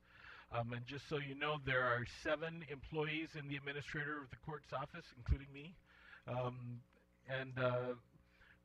Those are led by the administrator, Perry Titan, and our deputy, Robert Cruz. Our Court Programs office has 5 employees, led by Jackie Cruz-Zanin. This is an excellent office that actually goes out to get and identify federal funding sources and trying to get additional resources where local fund appropriations are not available.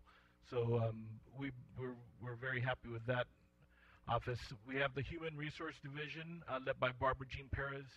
There are 7 employees there, long-standing employees. Probably the most junior has been there 10 years already. But they are actually doing taking a look at all of the performance evaluation methods, as I suggested, and we're also been launching new training and development programs that we've gotten funded from outside to try and increase our skill set for our employees. 17 employees in the financial management division. We do have an acting controller. Our controller for the longest time, Mr. Menos, retired. And Norma Camacho is our acting controller. And unfortunately, she doesn't want to be the full-time controller. So and we expect to conduct a recruitment for the permanent controller after the budget this year. If we need to see where we stand. The next, procurement and maintenance, has 24 employees, the largest of the administrative support divisions, led by Raymond Taminglo. And of course, one thing you should know, they handle all procurement. He's been responsible for doing the bulk purchasing.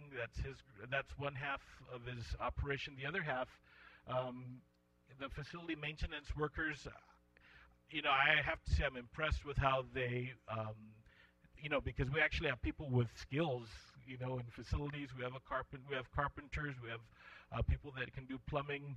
It's a pretty good rationale in terms of the kind of people that you have. So I do have to say, coming from the executive branch, I was impressed the way that they put together facilities maintenance, and I know some of the bigger departments probably should do it that way.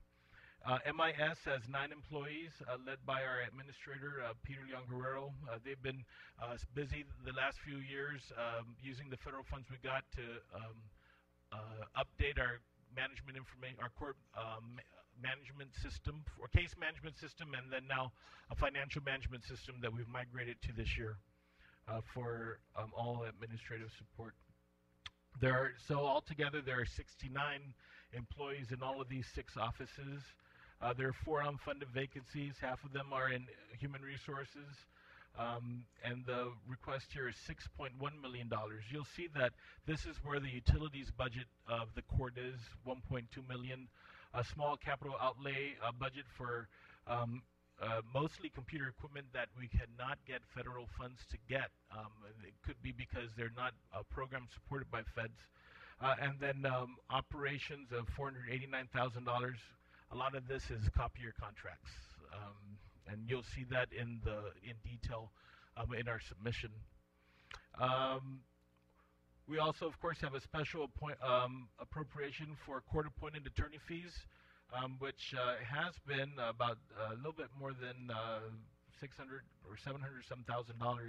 We're requesting $1.3 million. Of course, the Judicial Client Services Fund, which was created by the chairman, is the bridge that attempts to fund indigent defense. And basically, any court fee or fine that was not pledged to the Judicial Building Fund, and any increase goes to Client Services Fund and exclusively pays for indigent defense. Including the operations of the alternate public defender. I think their budget is about $900,000 just for them. So that doesn't take into consideration the private attorney panel that is necessary.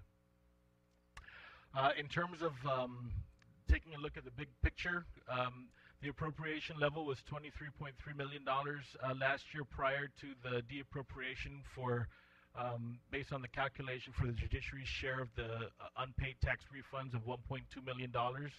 That reduced our cash appropriation to $22 million. To make up and to maintain the spend at 23.3, we were able to, first of all, thank the legislature. I know that we're the only agency that had a carryover provision.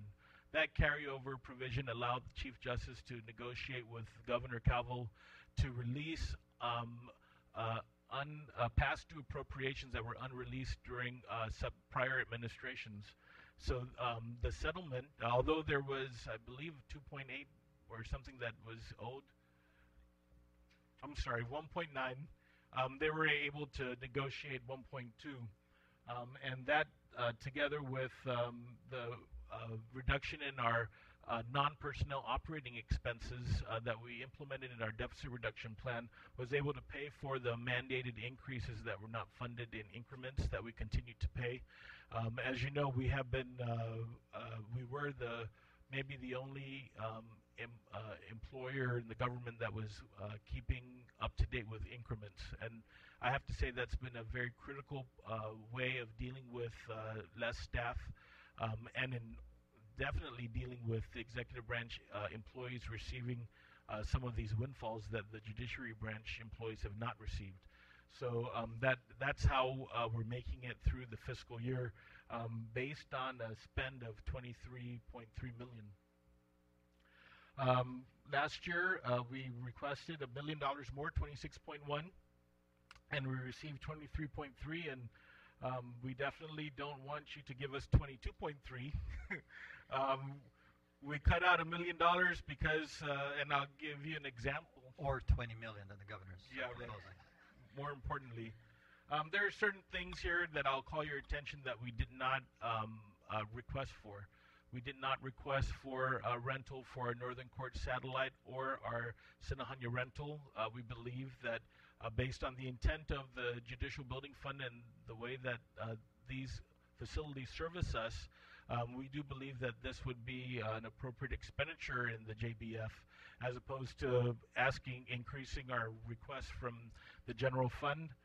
And also, we've reduced, significantly non-personnel operating expenses. You'll see that when you do a comparison where we've cut down through bulk purchasing certain things. In terms of personnel, our budget increase, we've calculated that our request is $1.8 million more than the level appropriated prior to the deappropriation. And that $1.8 million is divvied up in personnel, operations, utilities, and capital outlay. That's where the increase is. And just to show you about personnel, this is, in the big picture, 22.4 of the $25.1 million request is for personnel, for bodies. And then you'll see that operations and utilities are about 1.3 million, and then that smaller request for capital outlay. In terms of personnel, we have 353 employees that are funded by the general fund. This is the distribution of all the employees based on where they're located, what division they're at. In terms of salaries, regular salaries is $15.6 million. Hazardous pay combined with marshals and probation is $191,000. We are estimating that the merit bonus pay would be over $200,000. This is based on the number of employees that were entitled in previous years, using basically that as a rationale to project. And then in terms of increments, $127,000 for the increments for those employees whose anniversaries are going to be within the fiscal year. So total salaries is $16.1 million. In terms of benefits, taking the actuarial rate that the retirement fund is reporting, 31.49%, we know that that contribution rate will be determined by the legislature in the budget. But based on what they're saying, the request is a bit over $5 million. And then you'll see that we have combined insurance, $900,000, Medicare life insurance, smaller amounts, $6.3 million in benefits on top of the regular salaries. So that's the $22.4 million for salaries. That's what. And then in terms of, I know there are 69 unclassified employees, including several of us in the division head category. All the research attorneys, judicial officers are also, and some of the licensed mental health professionals are also unclassified, and the IT staff, the MIS. In terms of the Hay study, if the executive branch is going to pay, we want to pay too. Otherwise, we're going to have chaos. It's really not good for employee morale. So we're definitely looking at parity. In terms of the calculation, it's over $1 million additional that we need for implementation of Hay study, and that includes salary and benefits. And that completes our request. Thank you, Mr. Chairman. Mr. Chairman, can I just make one last comment before you open it up to the committee members for questions? Your staff just brought to our attention that we were required to submit our Judicial Building Fund budget for 2014 by the 1st of July. We completely missed that. We were never aware of the change in law, It's always been our practice that that's something that we take up in the September meeting and that we do it before the fiscal year. We tried to scramble over the holiday to provide you at least a snapshot, but we're not able to do that in a reliable way. Discussed this with Justice Torres, and we're going to take this up in the July 18 Judicial Council meeting. We'll have the information to you within a week of that.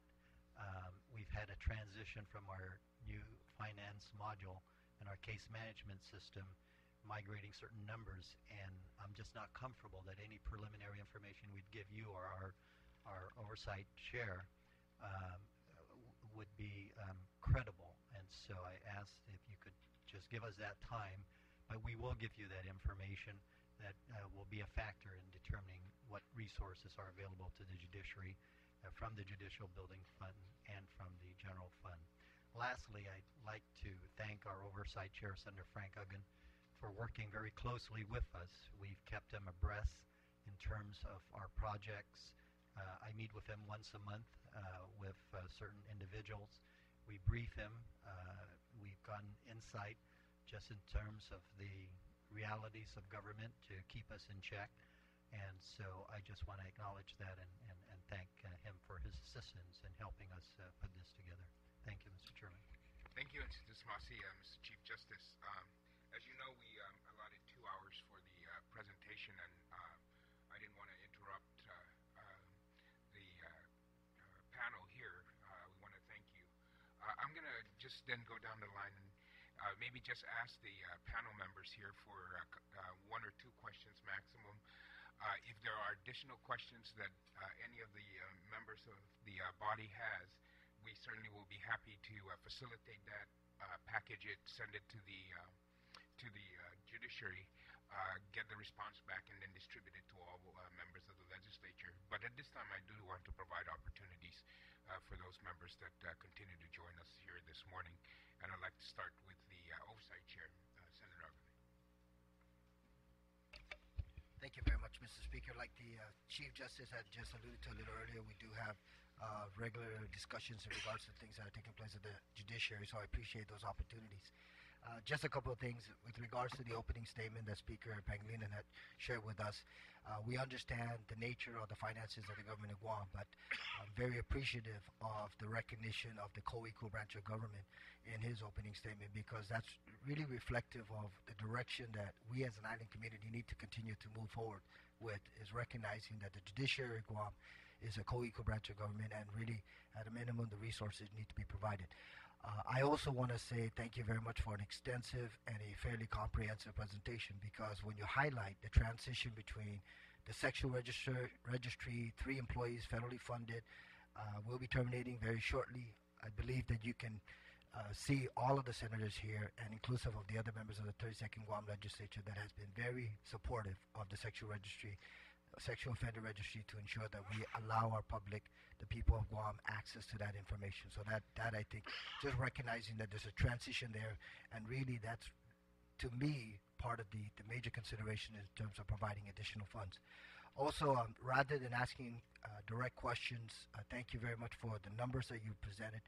I would like to give my colleagues the opportunity, Mr. Speaker, to also ask a question. But just one final comment. On the Veterans Court, I know that there has been ongoing effort in regards to researching that process. The only concern, based on the initial research that my office has conducted, is we have been advised to be cautious, or to be a little bit more cautious in terms of how we allow the state, in terms of Guam, the community of Guam, to assume some of those responsibilities. And the only issue is there's a U.S. Veterans Services organization on Guam that provides direct support, whether it be mental assistance, whether it be other additional assistance and support, directly out of the U.S. Veterans Office. They provide all the financial support as well as the mental assistance and whatnot, and some of the other programs. So the caution, the statement that was extended to me was, you need to be very cautious about it. Although the state wants to assume some of those responsibilities, you may take away the funding mechanism that otherwise will be provided by Uncle Sam. So that's just a word of caution that I'd like to share with you, Mr. Chief Justice, and to Chief Justice Torres, and to the members here. But also looking forward, I certainly look forward to the budget deliberations, Mr. Speaker. I think that the direct recognition that we need to be able to provide at least some form of minimal budgeting to the Judiciary of Guam certainly is appreciated. Thank you very much. I would just like to say on the Veterans Court is that I've appointed the presiding judge to chair a subcommittee to review the benefits of establishing such a court, co-chaired by Judge Secola. He's calling for the first meeting on July 10th. They're going to invite stakeholders. We very much will have a examination and deliberation in terms of the cost benefits, and we will very much take into consideration the comments that you've just stated. Thank you. Thank you very much, Mr. Chief Justice. Thank you, Senator Ogden. Senator Adams? I was looking through the packet, and there was information in there about the merit bonus. That would be about 1.1 million. And then if you were to be given at least just 1 year for the law enforcement salary adjustment, that would be about another 1 point. Are those figures embedded in this 25 million? I didn't go through the math. No, they're not. They're a below-the-line item. If you look at the summary of our budget, the summary sheet, there are certain cost items that were enumerated below the line. I mean, operationally, we would request that be appropriate to us in parity to what is happening, and also to fulfill the obligation of the government of Guam to these employees. However, those items are separately enumerated below the line in our budget summary request. Okay. And just one other item. I noticed that, in going through the goals and objectives of each of the various divisions, upgrading the skills, I guess, through training and whatnot of the staff was certainly a theme that was common throughout the divisions. So, but as I was looking through the budget, I really did not see any kind of allocation for training of personnel. There was certainly funds allocated for judges to go, for their annual trainings, but I didn't see something similar for the staff employees. Yeah, we have undertaken a talent management program chaired by Justice Merriman. We were able to secure federal funding from the State Justice Institute, approximately $50,000, to put together a program for talent management. I'd be very happy to share with you the excellent work that is materializing out of this subcommittee. We have 2 tracks, one for professionals and one for non-professionals. We've embarked on the professional training aspect of it, and we will in September for the non-professionals. We're working with UOG, GCC, online training, a whole list of resources that is available to us on island for training of our employees. And it's tremendous work, and Senator Ada, I'm be very happy to share all that with you. Okay, great. That's all I have. Thank you. Thank you very much, Senator Adams. Senator Speaker. Thank you very much, Mr. Speaker, Mr. Chairman. Every budget cycle is very stressful and difficult, having to weigh all the needs versus the wants. But I want to continue to say, Mr. Chairman, and Your Honors, how I appreciate the court's position on therapeutic jurisprudence. And although some have criticized the judiciary to wonder why you're doing more than just adjudicating these offenders and sending them to the Department of Corrections, you've really taken a holistic approach where you become wrapped around that individual and that individual's family. And what that does translate to is savings to the executive branch. And so I certainly share your frustration that the more you give, the more you're asked to give. There's a saying that the reward for great work is more work. And I recognize that your approach is reasonable, that you're finally recognizing your ability to tap into the Judicial Building Fund, but you're very cautious to say that the legislature should not tell you to do that. You're willing to do that. And so, Mr. Chairman, I just want to say as tough as it gets in terms of our budget and the ability to craft craft out what resources have to be allocated, that we continue to take the position that the judiciary is a co-equal branch of government, and we continue to do things like we have in the past to recognize that the judiciary cannot be left behind, such as a case when the executive branch negotiated something with the retirement fund to reduce the contribution. For some reason, the judiciary branch was not involved in that formula, but the legislature stepped in and made sure that what's good for one branch is good for the other branch. And and just a shameless plug. Also, the legislature is doing more with less, and our two branches of government keep getting cut, whereas the other branch keeps getting an increase. And so, we'll be looking forward to those things and those issues of parity and respect for the judiciary's co-equal branch of government. Your Honors, thank you for your presentation and for your very capable staff. I think it was 2 hours very well spent, so the community can get a better idea, although they have a great idea, of the things that you do beyond just processing these offenders and adjudicating them accordingly. Thank you, Mr. Chairman. Thank you very much, Senator Espicio. Just a couple of questions. First, Josh, can you make sure that we get a electronic copy of the PowerPoint? We will make sure that all the other senators get that. We'll forward that out. The other thing I want to do, I noticed in the budget request that there was a creation of 13 new unclassified employees or positions, if I looked at it correctly, or the filling of 13 unclassified positions and the elimination of 3 classified positions.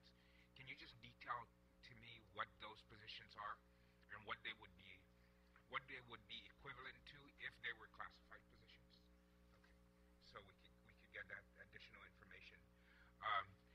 First of all, I just want to thank the Judiciary for the comprehensive presentation this morning. I think that it resolves a lot of the questions that we've had.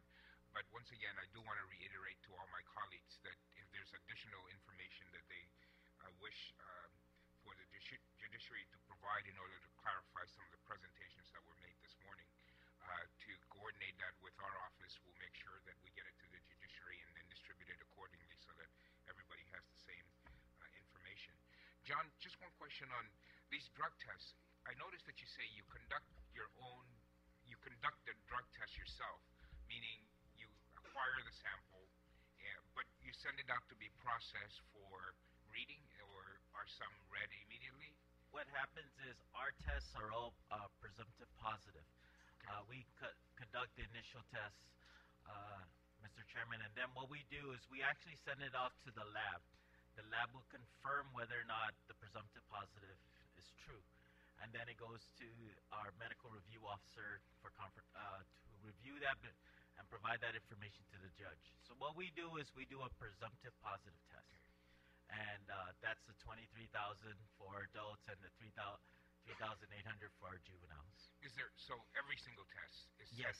sent for verification? Every positive test is sent for verification. Everyone that tests positive, we send that sample, the urine specimen, off island to be tested. We've also looked at whether or not that drug testing can be contracted. Right. And years ago when we looked at it, the cost to contract a laboratory to conduct that test and the overall ability for us to send the clients to that lab and make sure that we get the results back in time, it's actually it's cost effective to keep it within the division. There are operating costs that we incur, which is the test strips, the specimen cups, and the supplies. But it's cheaper for us to do it than to contract a laboratory or another department to do that test. So we did look at whether or not it's cheaper to contract, and at the time we did, it's actually cheaper to keep it where it's at right now. And when was the last time you looked at that? We did that, I want to say in 2000, I think it's 2008 or 9, I believe. All right. Okay. Those are the only questions I have this morning. And I may, again, look at providing you with some written questions for additional clarification on some of the information presented this morning. I would like to, at this time, give the Chief Justice an opportunity to make some closing remarks, but before he does, I do want to express once again my deep appreciation for the staff and management of the Judiciary for your presence here this morning. Cesar Masi. Thank you, Mr. Chairman, and that is exactly what I want to do in my conclusion is I want to thank the management staff of the Judiciary. The presentation that you have observed today was a result of a collective effort of the division managers in providing input into how best to operate the judiciary, recognizing the limited resources of this government. And I'd like to thank the management staff on behalf of myself and Justice Torres and our court administrator, Mr. Perry Taitano. And I want to thank you, Mr. Chairman, for continuing to give us a fair shake in terms of what the resources the judiciary should receive in trying to carry out its mandate. And I want to thank you for your time, and we'll be more than happy to answer any follow-up questions in writing, and you will get the Judicial Building Fund budget 1 week after our July 18th Judicial Council meeting. Thank you. And I just want to make a special note. This is the only time I would like to see some red in the presentation of financial numbers, which is a reduction in cost. I hope it's a new trend. Thank you, and this budget hearing will not be stressful. I will not lose hair over any other proceedings. Thank you, Cesar Masi.